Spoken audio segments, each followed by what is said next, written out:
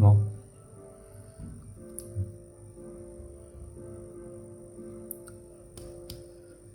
Je crois que je suis arrivé à la moitié de ma vie. Si j'étais un téléphone portable, je serais à 50% de batterie. Et je crois que je suis plutôt généreux.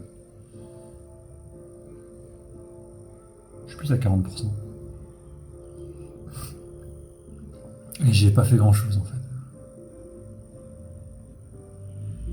J'ai pas fait grand chose de ma vie. Je suis à la moitié de ma vie, j'ai pas fait grand chose de ma vie. Rien d'important. La chose la plus importante que j'ai faite dans ma vie, c'est ma chaîne YouTube. C'est terrible de dire ça, mais c'est la chose la plus importante. La démarche la plus importante que j'ai faite dans ma vie. Je suis partagé entre tenter de faire plus, tenter d'essayer de faire plus, ou juste rester dans l'histoire, malgré tout. Laisser une trace sur Internet, c'est mine de rien rester dans l'histoire à son échelle. Ou rester dans l'histoire comme le mec qui a fait une œuvre d'art pendant 2 ans, en donnant tout ce qu'il pouvait, le maximum qu'il pouvait, en étant seul, avec des moyens équivalents à zéro, et juste beaucoup de temps, beaucoup d'énergie, beaucoup de réflexion, beaucoup de recherche. Vous imaginez pas à quel point ça m'a pris du temps, quasiment 2 ans à temps plein. Je partage entre le fait de juste m'arrêter là, je trouve que la conclusion était belle. La conclusion de dire que je veux juste, je fais pas ça pour la fame, même si au tout début c'était pour ça. Mais au fur et à mesure, je me suis rendu compte que c'était pas possible et que ça marchait pas comme ça et que les gens étaient entourés en fait et qu'un être humain seul, à part dans les romans de science-fiction ou dans les grands films. Dans les films américains, ça n'existe pas. À part dans les légendes où on dit que les informaticiens ont créé les logiciels dans leur garage tout seul. Généralement, c'est pas tout seul. Et on se rend vite compte en creusant que c'était pas dans leur garage et qu'ils avaient finalement beaucoup de moyens derrière. Mais j'ai envie de rester comme ce mec qui a essayé de faire finalement une belle chose, un truc dont je suis très fier. Et si ma vie s'arrête là, et que je laisse que ça sur Terre, ça m'ira très bien. Ça m'ira très bien. J'étais dans une phase compliquée, mais où j'avais encore de la poésie en moi. Où j'avais encore de la... Quand on est jeune, on a une poésie, tout est magnifique. La vie semble être... On a l'impression qu'on peut rouler sur le monde et qu'on s'en sortira indemne. Vous n'imaginez pas les choses que j'ai faites dans ma vie. Et enfin, ouais. Quand on est jeune, les gens nous ouvrent les bras, nous ouvrent les portes. On a l'impression que tout est possible en fait. Et en fait, quand on est une belle personne, on s'habitue à être un personnage public en quelque sorte. C'est-à-dire que quand on rentre dans un lieu et que tout le monde nous regarde, c'est stressant au début. Mais quand ça disparaît peu à peu et que finalement, parce qu'on sort plus, ça nous manque en fait. En fait, on s'habitue à être un personnage public quand on est une belle personne parce qu'on est tout le temps regardé en fait. Ce qui est profondément juste, la beauté est injuste parce que on a de l'attention alors qu'on n'a rien fait pour. C'est la pire injustice, la beauté. C'est pour ça que les filles sur TikTok qui se filment avec de la musique, qui se mettent en valeur alors qu'elles ne font rien, qu'elles ne sont juste belles, c'est profondément ridicule. Et donc quand on sort plus beaucoup, qui est mon cas, on n'est plus... Je suis extrêmement seul. Non pas que j'en souffre pas, en fait. Mais le regard des gens me manque, en fait.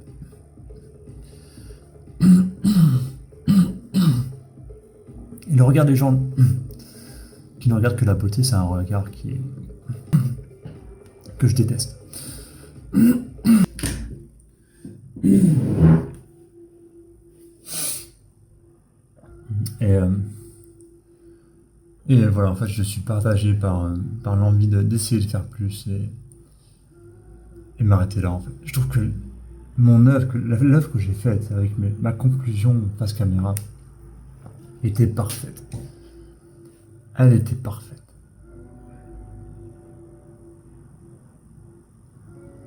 Elle était vraiment parfaite.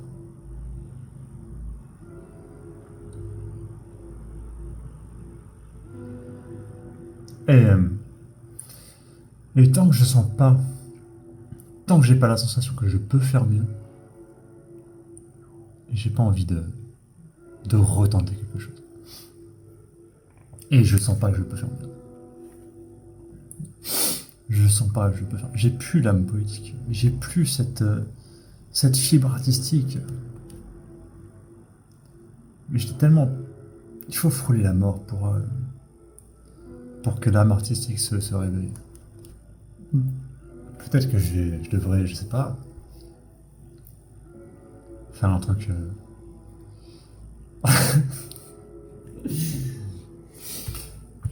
Non, mais je suis en train de la frôler la mort en fait, actuellement.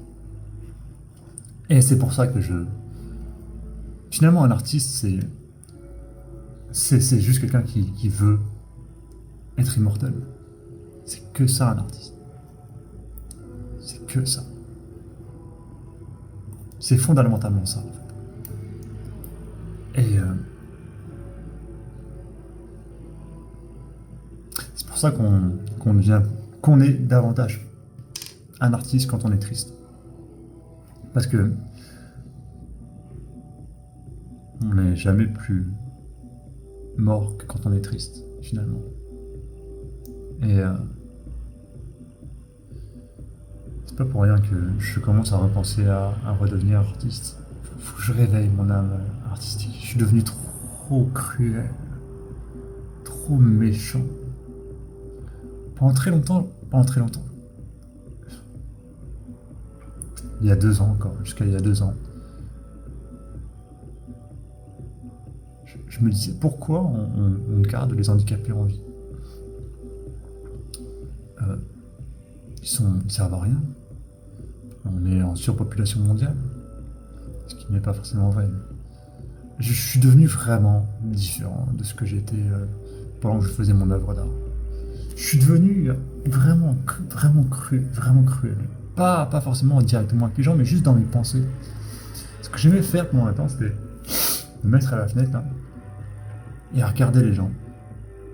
Et je me moquais d'eux. J'écrivais tout seul. Hein. Pas avec quelqu'un, juste tout seul. Je regarde les gens en bas, je les regarde marcher. De par je sais pas, leur look, leur tête, leur démarche, le fait d'avoir un chien, le fait de mal s'habiller, ce genre de choses. Le fait d'être gros, le fait d'être moche, vieux. Ah, je me moque, ça me rendait extrêmement heureux. Vous imaginez pas à quel point le fait de se mettre à la fenêtre comme ça et de regarder les gens d'en haut. Je suis dans un quartier très animé, un peu bobo, plus bohème que bourgeois d'ailleurs. Et donc les gens sont pas très bien habillés. Mais à des niveaux que vous pouvez pas imaginer. Je sais pas comment on peut aussi mal s'habiller. Et ça me rendait heureux. Quand j'avais un coup de mou, je me mettais à la fenêtre et je me moquais des gens. Et pendant cette période, je me disais, oui voilà, pourquoi les handicapés, je t'ai déjà dit, on les laisse en vie. Finalement, on a une surpopulation mondiale, ils coûtent beaucoup d'argent à la société. C'était horrible. C'était pas non plus un truc de fou. D'accord, j'étais pas en train de torturer des animaux non plus. Mais je me trouve avec le recul cruel. Sans parler du fait que j'envoyais des messages à des filles sur Instagram, je passe mon temps à faire ça. Ce qui est ridicule. D'accord, j'avais trop de sexe dans la tête. Voilà. Là, En ce moment, depuis, je suis devenu un moine. Vraiment, j'y pense même plus, ça me dégoûte en fait. Le sexe me dégoûte. Avec le recul, je trouve ça incroyable. Le fait de trouver la masturbation à gerber, ce qui c'est à gerber. D'accord. Le sexe c'est un virus dans notre cerveau. D'accord. Si tu veux pas d'enfant et que tu penses qu'au sexe, t'as un virus dans ton cerveau. D'accord. Parce que le sexe, ça sert à se reproduire en fait. Si on est obsédé par le sexe, c'est parce que notre espèce a tellement été faible pendant des milliers d'années qu'on a dû se reproduire comme des putains de lapins pour perpétuer l'espèce.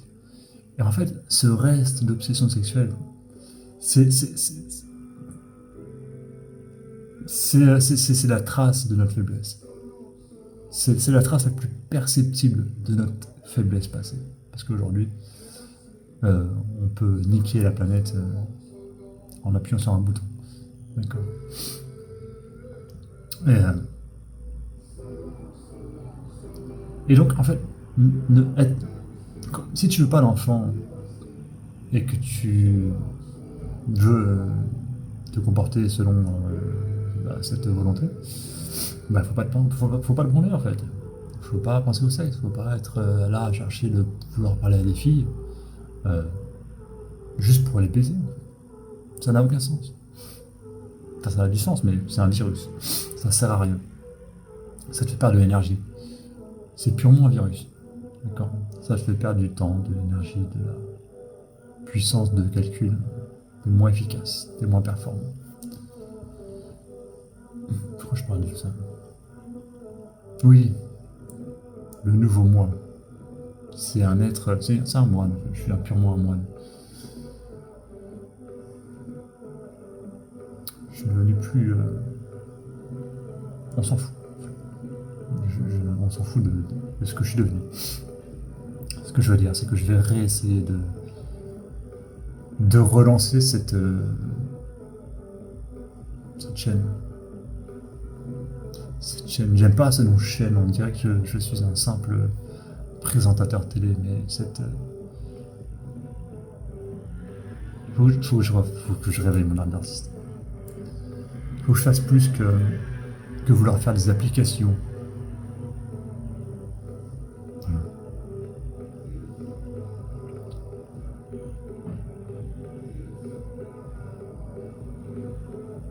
En même temps, j'ai envie de rester comme celui qui a fait une œuvre d'art.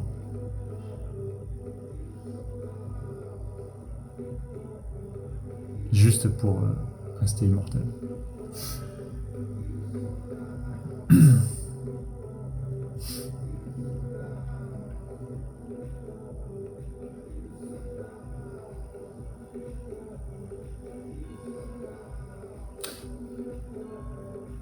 La vie a tellement été douce avec moi.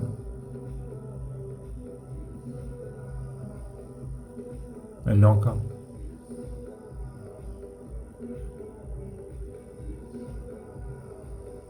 Un peu moins. Parce que je commence à être un peu vieux.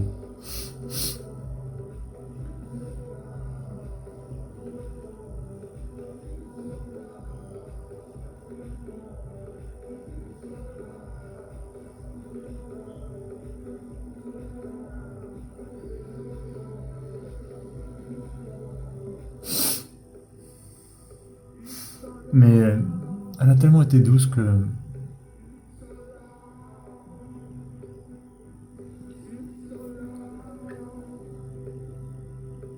ça m'a donné tellement la sensation d'être spécial que ça peut me rendre heureux jusqu'à la fin de mes jours. En fait. Cette sensation, juste d'avoir connu cette sensation, c'est dingue.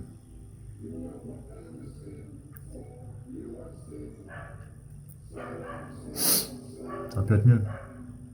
J'aurais pu faire mieux. Mais